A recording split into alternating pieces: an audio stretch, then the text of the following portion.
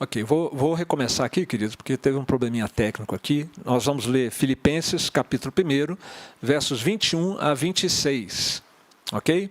Filipenses 1, versos de 21 a 26. A Bíblia nos ensina: porquanto para mim o viver é Cristo e o morrer é lucro. Entretanto, se o viver na carne traz fruto para o meu trabalho, já não sei o que hei de escolher. Ora, de um e outro lado estou constrangido, tendo o desejo de partir e estar com Cristo, o que é incomparavelmente melhor. Mas, por vossa causa, é mais necessário permanecer na carne. E convencido disto, estou certo de que ficarei e permanecerei com todos vós, para o vosso progresso e gozo da fé, a fim de que aumente quanto a mim o motivo de vos gloriardes em Cristo Jesus pela minha presença de novo convosco. Nós já oramos com o Tom, pedindo a Deus que fale ao nosso coração. E eu gostaria então de iniciar essa nossa palavra nessa noite. Bom, lembrando dos desafios que nós temos para a nossa igreja, o desafio IPN. Vocês vão, eu não quero ser repetitivo não, mas é porque há uma finalidade de eu mencionar novamente. O desafio IPN, Dia do Senhor, é o desafio para o domingo, que é a gente compartilhar fotos da nossa família no culto doméstico às 19 horas, agora, nesse momento, e às 9h30 da manhã, como tivemos hoje pela manhã. Você compartilha nos apps, onde você faz parte do seu grupo, compartilha no Instagram, Facebook, e tem também o desafio IPN da semana. Qual que é esse desafio? É você postar um print do seu celular com a página da Bíblia que você leu, ou uma foto da Bíblia impressa mesmo, que você tenha lido naquele momento, desde que você não tenha lido nada sobre o coronavírus antes. Primeiro a Bíblia, primeiro a falar com Deus, e depois você vai atrás de notícia do coronavírus. Mas tem o terceiro desafio, que eu mencionei também, que vai ser o desafio IPN da volta. Qual que é o desafio IPN da volta? Quando voltarmos a ter o culto, você vai cumprimentar os pastores da igreja e vai entrar na fila 2 vezes, tá bom? Para dar bastante abraço e cumprimento aos pastores, aos irmãos. Esse terceiro desafio é um desafio de brincadeira. Mas eu tenho certeza que o apóstolo Paulo estava com a vontade de fazer um desafio como esse lá na igreja de Filipos. Porque o texto bíblico que nós lemos aqui fala que ele tinha essa esperança no coração dele de reencontrar a igreja, que ele tinha sido pastor daquela igreja. Nos versos 25 e 26, seria bom você ficar com a sua Bíblia aberta.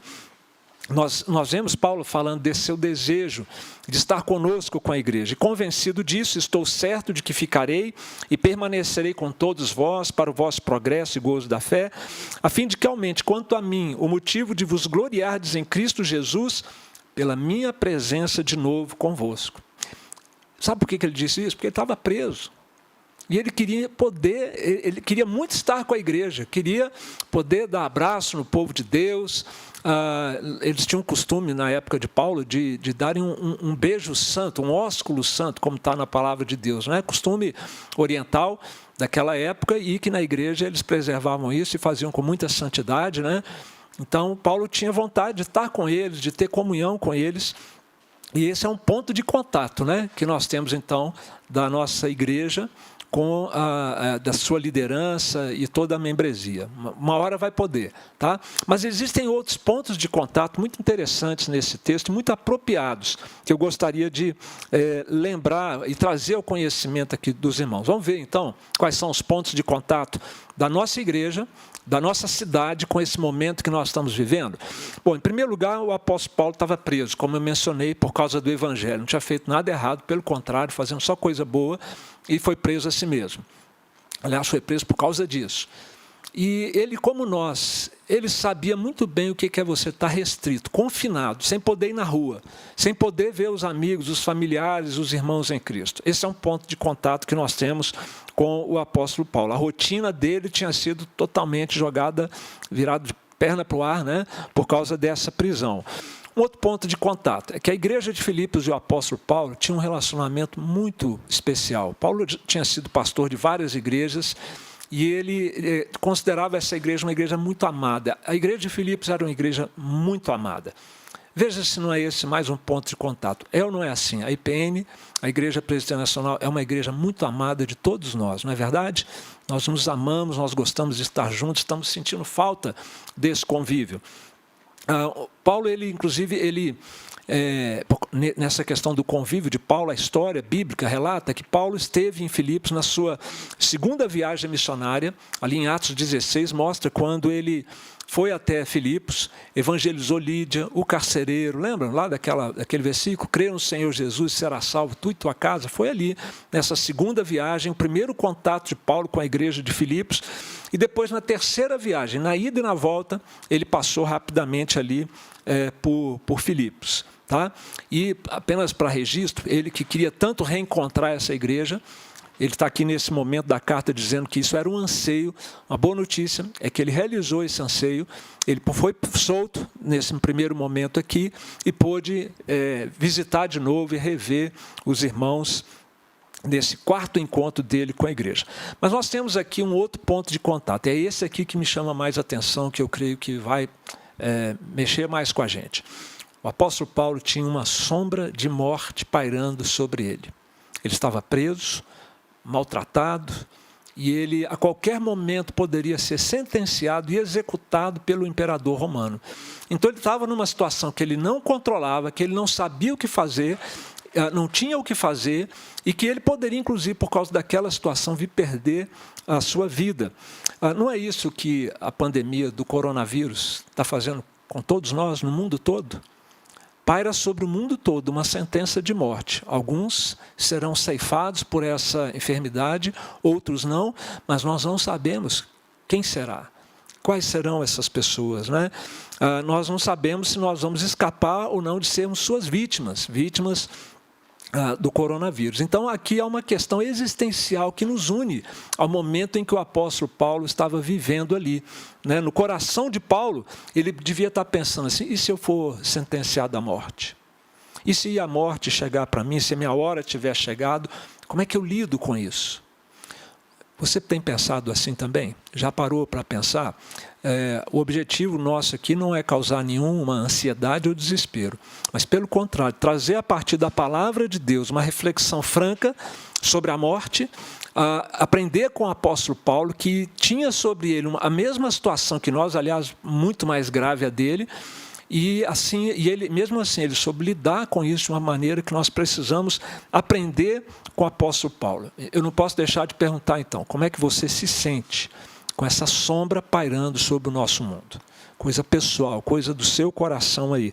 Nós temos muito que aprender com o apóstolo Paulo, e essa é uma hora muito oportuna para fazer isso. Sabe qual é a grande lição que fica da experiência de Paulo, conforme registrada aqui na Bíblia Sagrada, pela inspiração do Espírito Santo?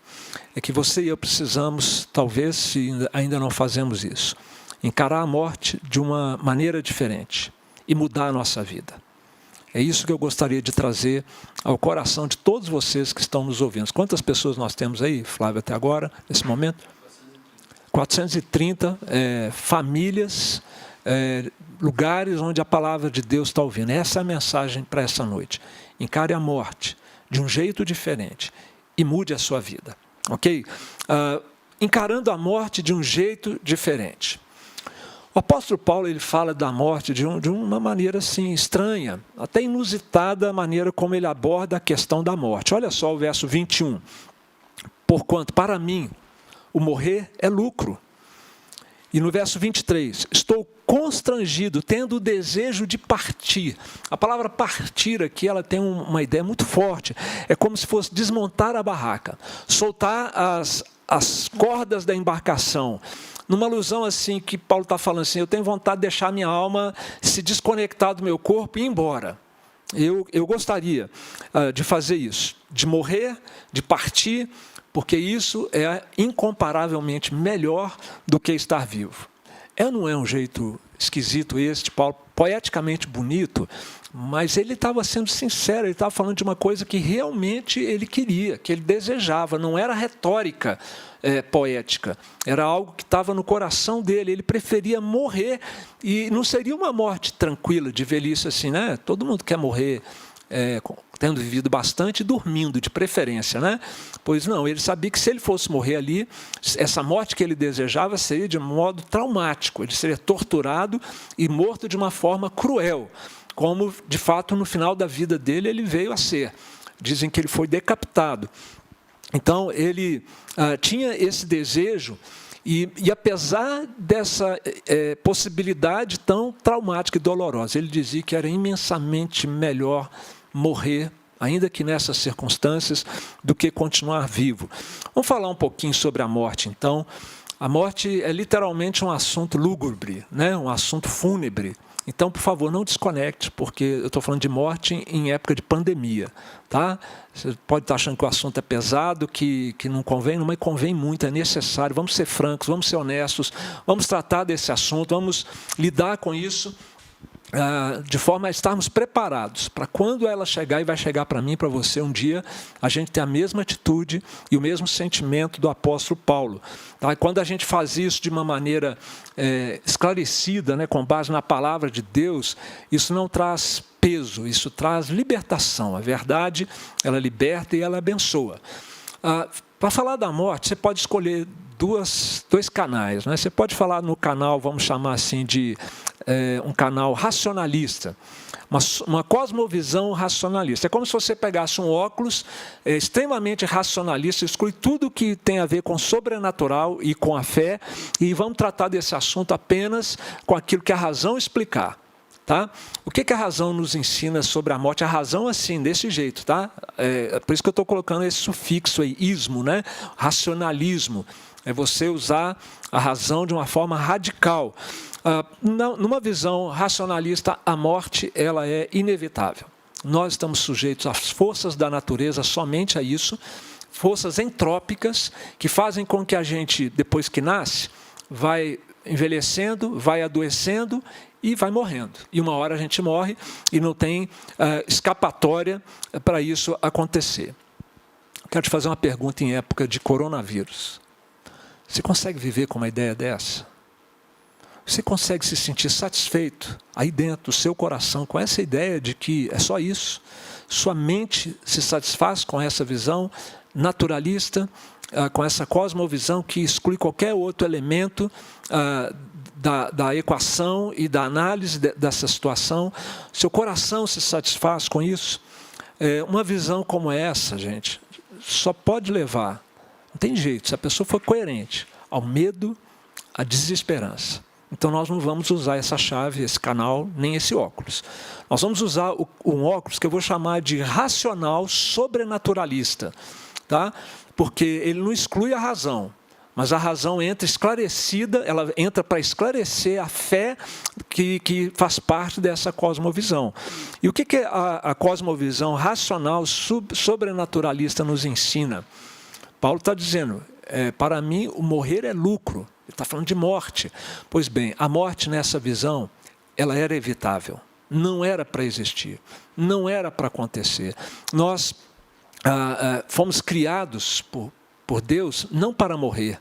Isso não faz parte da essência do nosso ser, da finalidade de nós termos vindo a esse mundo. Mas a morte, nessa cosmovisão, nós aprendemos que é o resultado da rebelião dos nossos pais lá no passado em relação ao Criador, em relação àquele Criador amoroso, bondoso, que num arrobo de amor infinito, ele decidiu criar o primeiro casal, e a partir deles, toda a humanidade que está aqui até hoje, para que nós fizéssemos parte da família de Deus, para que nós desfrutássemos do amor, da bondade de Deus, de uma vida plena, em conexão com Deus, na dependência de Deus, não a parte de Deus.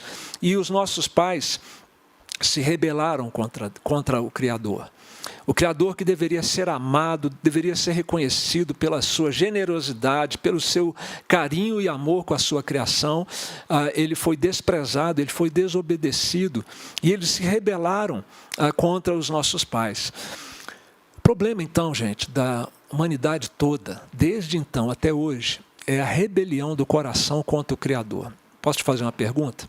Você aceita esse fato? Você aceita esse diagnóstico?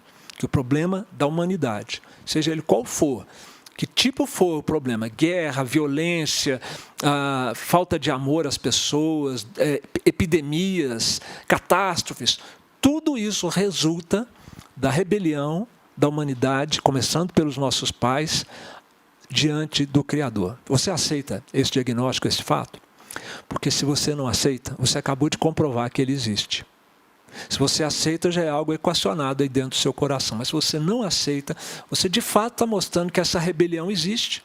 Porque você não aceita o diagnóstico da palavra de Deus, que nos diz exatamente isso que eu estou te falando. Eu não estou aqui lendo uma série de versículos, mas estou trazendo para você e para cada um dos queridos que nos acompanham a cosmovisão bíblica de como esse mundo foi criado, o que deu errado aqui na nossa visão humana e para onde as coisas estão indo. O apóstolo Paulo,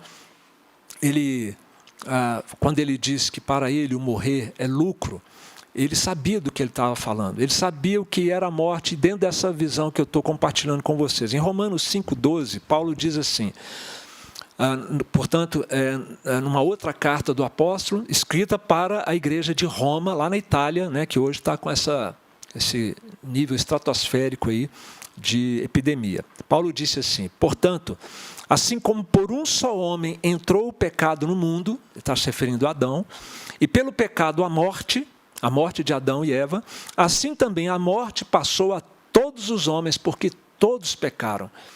O que ele está dizendo é que aquela rebelião dos nossos pais lá, ela se espraiou para toda a descendência de Adão e Eva, chegou até os nossos dias, chegou no meu coração, no seu, das nossas crianças que já nasceram, as que vão nascer, todos nós temos essa realidade da rebelião no coração do pecado, e por isso existe a morte no mundo. Imagina viver num mundo que não houvesse morte, onde a gente vivesse para sempre, com toda a maldade que existe nesse mundo. Seria algo horroroso, pavoroso, um inferno na terra.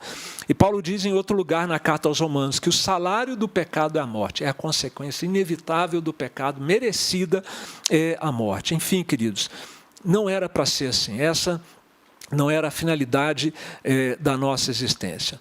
Um teólogo americano, que foi presidente do Calvin Theological Seminary, ele falou uma coisa que vale a pena você conhecer, por isso eu trouxe aqui para te falar. Ele diz assim, olha, o pecado, essa rebelião do coração, é um ato de vandalismo contra o shalom, a harmonia da criação de Deus.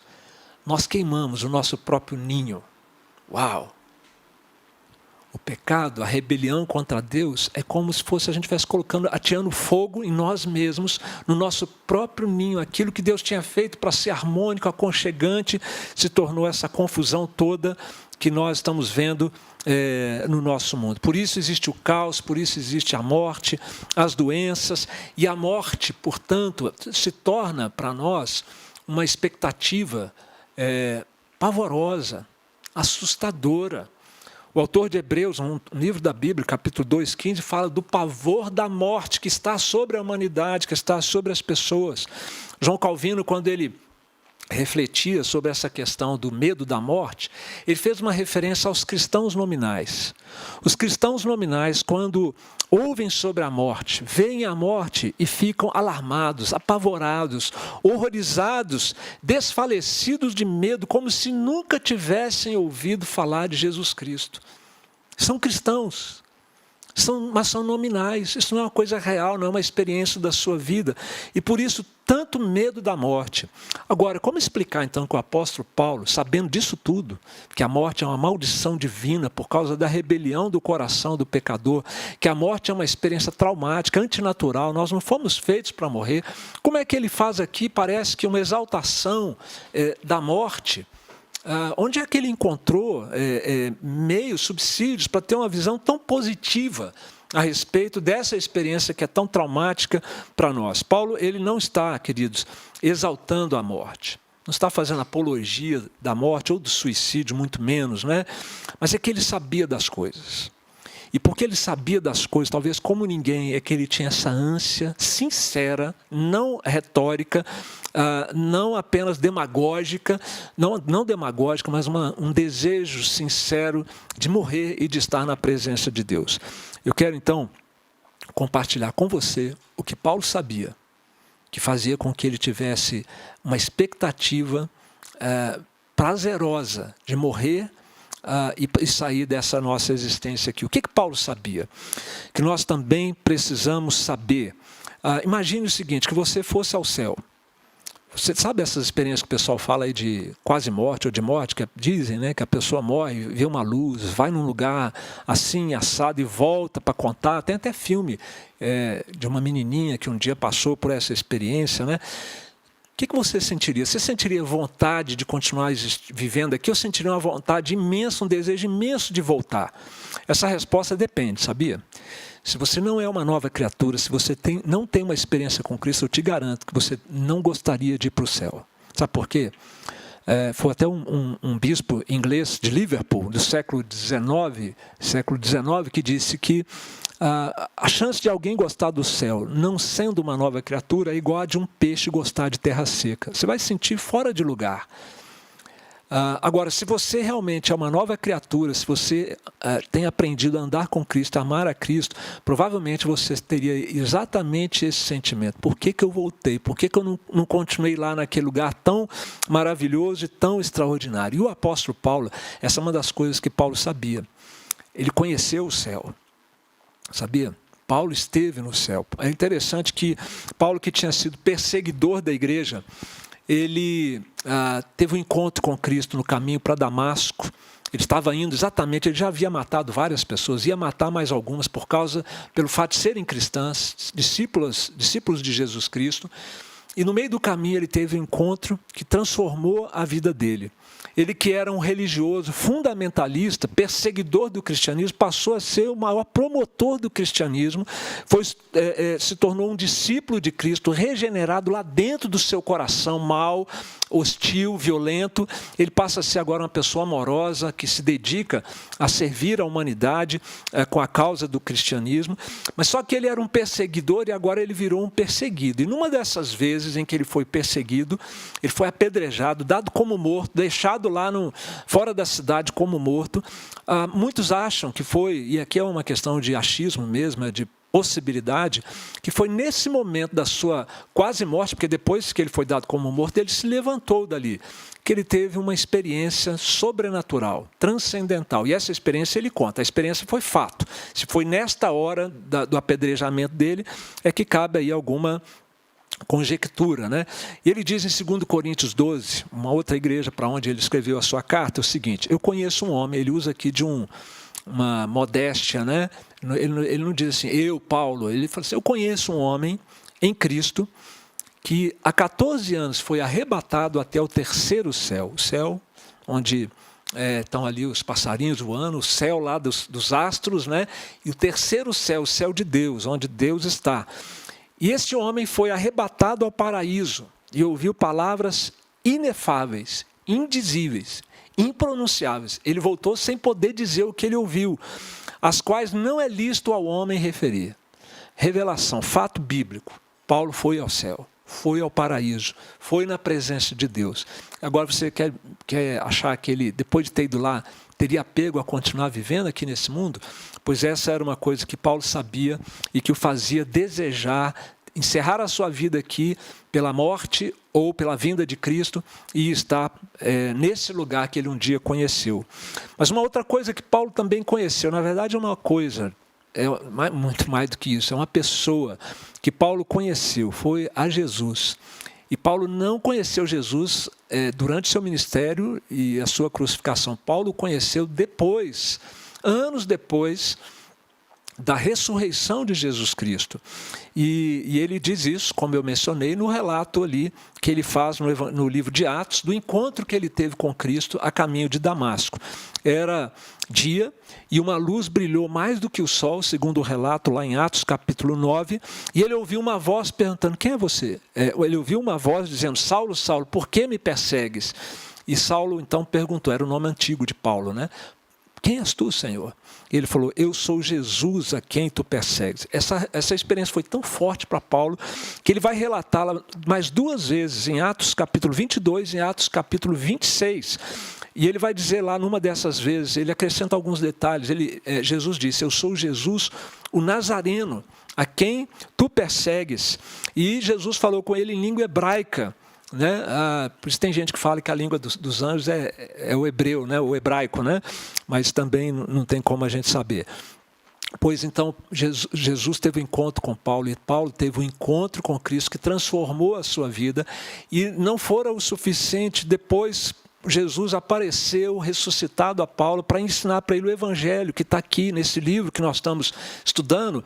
Paulo aprendeu, não foi com outra pessoa, foi com o próprio Cristo. Ele diz isso na carta aos Gálatas: o evangelho por mim anunciado eu não recebi, nem o aprendi de homem algum, mas mediante revelação de Jesus Cristo. Paulo teve um conhecimento de Cristo que foi além do conhecimento intelectual apenas, um conhecimento experimental, relacional com Jesus Cristo, e esse relacionamento com Cristo ele é tão sublime, ele é tão incomparável a qualquer outro relacionamento e experiência que alguém possa ter nesta vida, que Paulo abriu mão de tudo.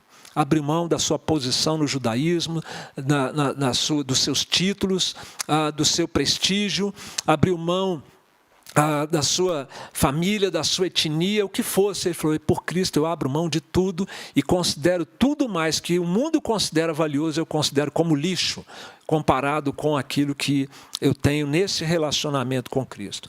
Percebe então por que Paulo está dizendo o que ele disse? Ele está dando um testemunho para nós. Ele não está falando de coisas que ele imaginava, mas ele está dizendo: olha gente, o céu é indescritível.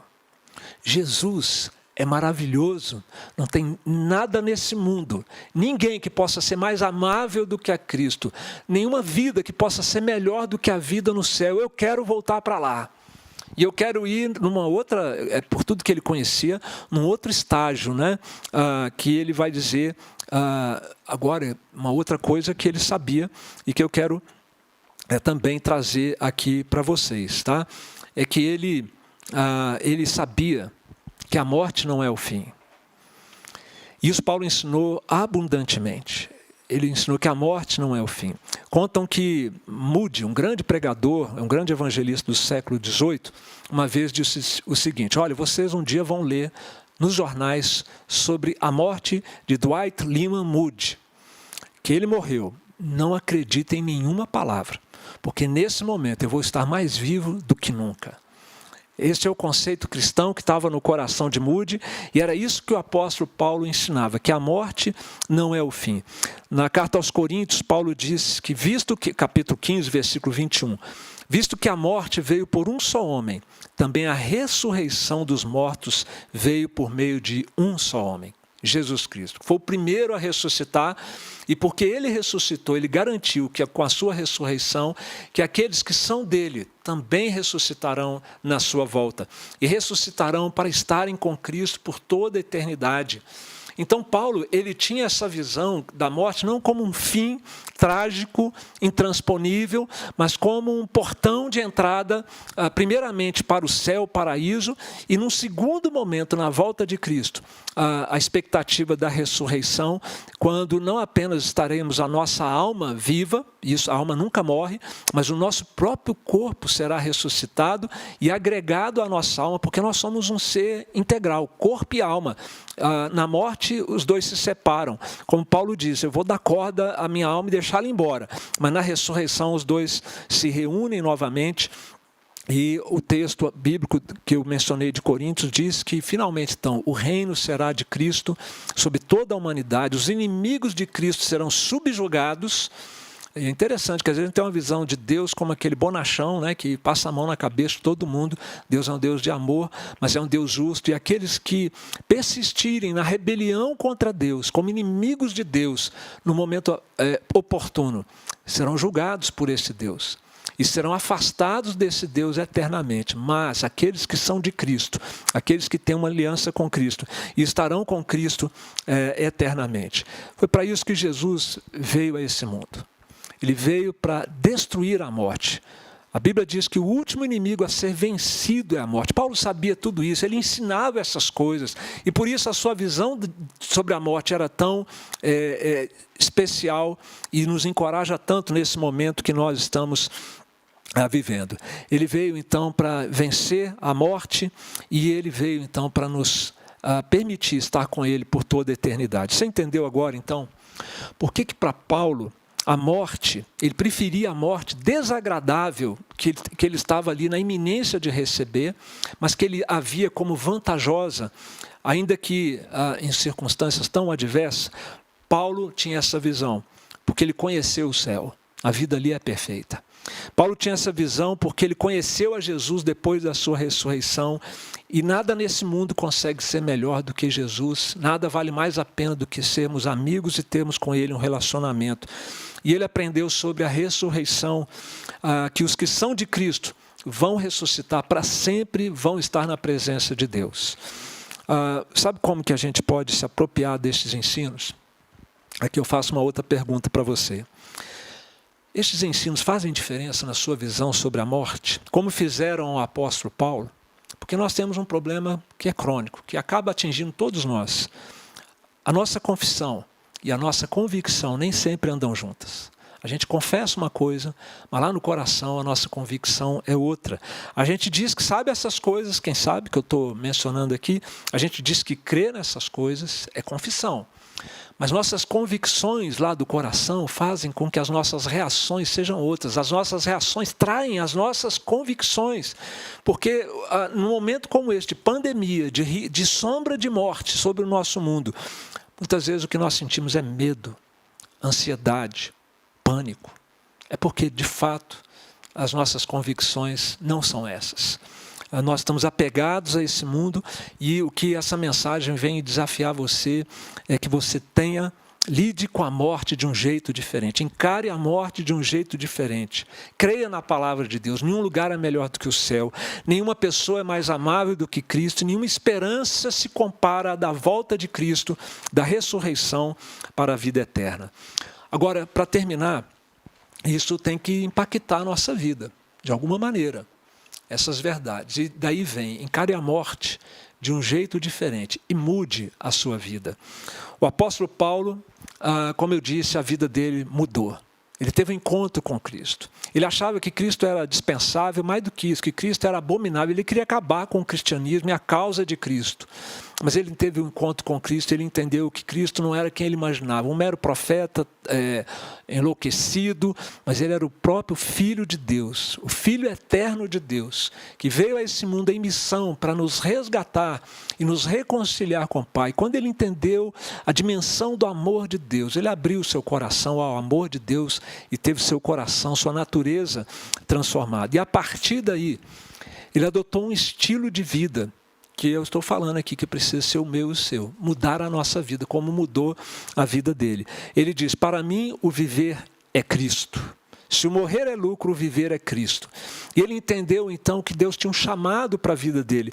E de fato, no caminho de Damasco, Jesus disse para ele, olha, eu te apareci para te constituir ministro e testemunha do que eu vou ensinar para você, e estou enviando você aos gentios, às nações, aos povos, e você vai ser meu instrumento para abrir os olhos daqueles que ainda estão nas trevas, daqueles que ainda estão aprisionados por Satanás, para que eles sejam perdoados dos seus pecados e recebam herança, a herança que Deus tem preparado para aqueles que se reconciliam com Ele.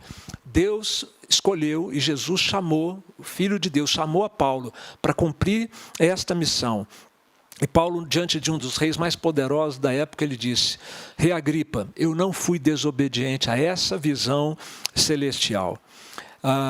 Por isso, Paulo queria então se reencontrar com a igreja de Filipos.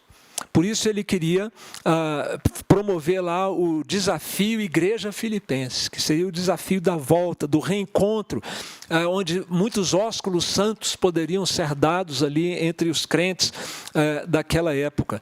E é por isso então que aqui na passagem de hoje, Paulo está dizendo que ele decidiu ficar. Se o Senhor preservasse a vida dele, ele não fosse condenado pelo Império Romano, que ele iria continuar então cumprindo a vocação que Deus deu a ele. Ele queria que a sua existência trouxesse fruto na igreja de Filipos. Ele queria permanecer por causa dos irmãos lá de Filipos. Ele estava interessado no progresso da fé daqueles irmãos, na alegria da fé, porque a fé, gente, em Cristo, ela inunda o coração da gente de alegria. Por isso, em nossa igreja esse ano, o nosso tema é alegrai-vos, porque Jesus é a nossa maior alegria. Tem pandemia? Tem, mas a nossa alegria não depende de saúde, não depende de economia, não depende de nada. Nossa alegria está alicerçada em Cristo. Podem tirar tudo da gente, até a vida, mas não nos tiram Cristo do nosso coração. E esta mensagem é que o apóstolo Paulo se dispôs a pregar em resposta àquilo que Cristo fez no seu coração. Não para ganhar nenhum mérito ou favor de Cristo, mas já que Cristo tinha buscado, ele que estava perdido, rebelde, foi lá, trazido pelo pastor. Ele falou, agora então eu vou dedicar minha vida à causa de Cristo, ao Evangelho de Jesus.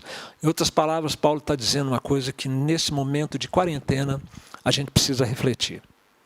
A única vida que vale a pena viver é aquela vida vivida para Cristo. Se você está vivendo pelo trabalho, olha aí, você nem pode trabalhar mais. Se você está vivendo para o esporte, e agora? Não tem como ter esporte mais. Se você vive para os amigos, e até em casa, já tem gente que está tendo que ficar separado nos quartos por meio de contágio. Tudo está afetado, está tudo alterado. Se a sua expectativa de realização e alegria estiver nessas coisas, provavelmente você está muito infeliz agora.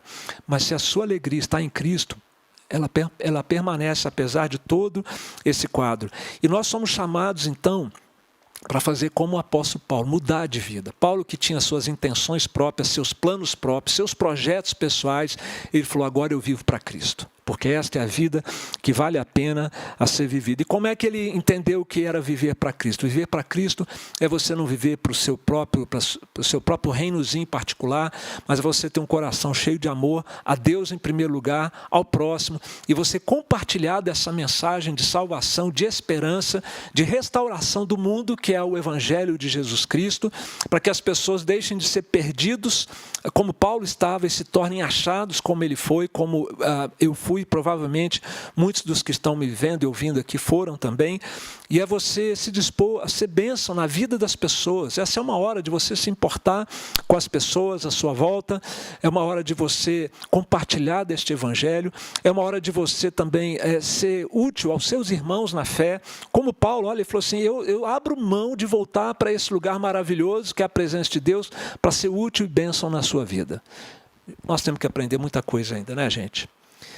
É isso. Paulo, ele foi sendo ensinado por Deus, se tornou um gigante na fé. Nós somos pigmeuzinhos, anõezinhos ainda, mas o Senhor está trabalhando no nosso coração para que a gente cresça na nossa fé. Olha, se você entende essa mensagem de que a vida deve ser vivida para servir a Cristo, e por isso a gente pode encarar a morte de uma forma diferente, as duas coisas estão ligadas, você pode ter uma certeza nesse momento de coronavírus.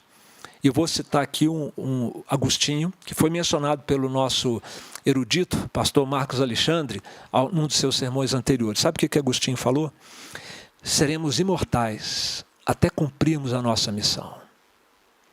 Então, não é uma gripezinha. Quem falou isso perdeu a chance de ficar calado. Não é uma gripezinha, é uma doença grave, o coronavírus, é uma pneumonia muito severa que dá nas pessoas. Então se cuide, se proteja, tome todas as providências, ok? Mas não se apavore, porque você não vai antes de cumprir a sua missão. Se você tem uma aliança com Jesus Cristo, se você foi salvo por Ele e está vivendo assim, dedicado à causa de Jesus, no seu trabalho, na sua família, no seu coração, fica tranquilo que você só vai se tiver cumprido a sua missão aos olhos de Deus. E se for, você vai estar no lucro, porque o viver é Cristo e o morrer é lucro, segundo a palavra do nosso Deus. Queridos, essa é a mensagem que nós gostaríamos de deixar ao seu coração nessa noite para essa nova semana. Encare a morte de um jeito diferente. Estar com Cristo é incomparavelmente melhor e mude a sua vida.